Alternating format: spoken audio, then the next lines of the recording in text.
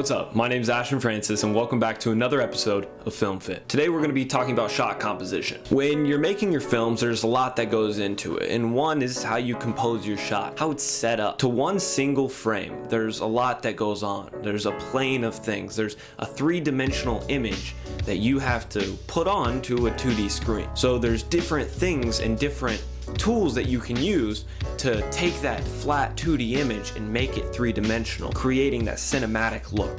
Right off the bat, you have rule of thirds. Just like every single photography class that you have ever taken, you'll learn about rule of thirds. And that's when your screen is, split into a grid and it's divided into threes, left to right and up and down. When starting out, it's hard to figure out how to compose your shot and what's important and what's not. The rule of thirds kind of gives you a grid or a guide. Place your objects within the frame so that it feels cinematic, looks cinematic, and so that your audience understands fully what's going on. Pointing your audience in the right direction is a really big key in helping them stay locked into your film, and it helps it compose and make sense for the overall story being told. The easiest way of thinking about the rule of thirds is it gives evidence and direction to the audience on what's important and what's not. Putting your object on one of those lines helps you compose your shot, and it helps it seem symmetrical and brings balance to your frame. That leads me into our next point, and that's arrangement. When you're arranging your subjects within your frame, you're going to want to emphasize what's important and what's not. And in a lot of films, you'll see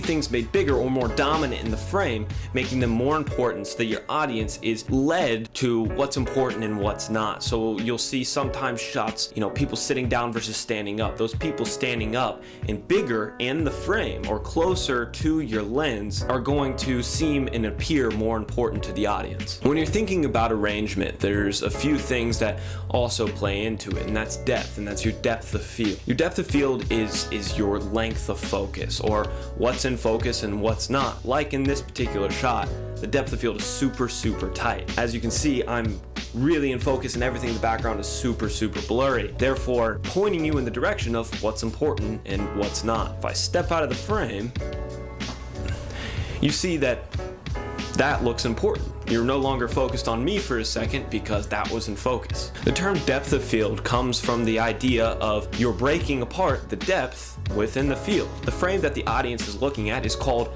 the field. What the audience is looking at is their FOV, or their field of view. A lot of times you see that in video games, you can expand it or shrink it. Your FOV comes from your lens and your sensor. Those combination of things create what the audience can see, their field of view. When you get DOF, or depth of field, that creates the separation within your FOV, or your field of view. Once you lock down what your frame is going to look like, you start breaking it apart and creating depth by focus. Just like arrangement, what's bigger in frame is obviously more important. So with depth of field, what's in focus is probably what the audience is going to be looking at. When using focus and using focus pools, it helps the audience shift their attention between one subject to the next. Along with depth of field driving the story and helping the audience understand what to be looking at within the frame, it also creates that cinematic look. It's what in these big Hollywood films make them look like Hollywood films. It's that perfect glass, that perfect bokeh in the background, bokeh being the circle lights in the background. It helps create that cinematic feeling, that soft, smooth feeling. And it's not that harsh look that you get in some older cameras. What creates your depth of field is a mixture of a couple things. One being your glass, and two being your aperture. Your aperture is the actual opening and closing thing in there that is like a circle, and it closes and opens.